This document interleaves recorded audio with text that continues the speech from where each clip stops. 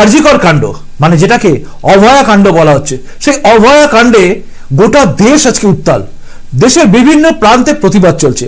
বঙ্গভবনের সামনে এবিভিপি তারা প্রতিবাদ করেছে, তারা ওখানে বসে বিক্ষোভ মিছিল করেছে এবং মমতা বন্দ্যোপাধ্যায়ের পদত্যাগ চেয়েছে।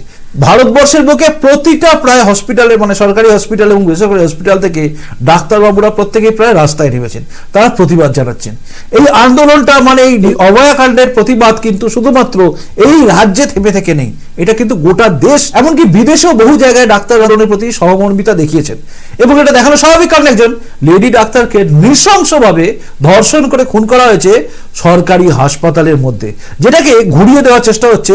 মমতা বন্দ্যোপাধ্যায় অন্যান্য রাজ্যের উদাহরণ নিয়ে আসছেন, আর কিন্তু কোথাও সরকারি হাসপাতালের মধ্যে একজন ডাক্তারকে এভাবে ধর্ষণ করে খুন এবং তারপরে সেটাকে আত্মহত্যা বলে চালানোর চেষ্টাও কোথাও হয়নি।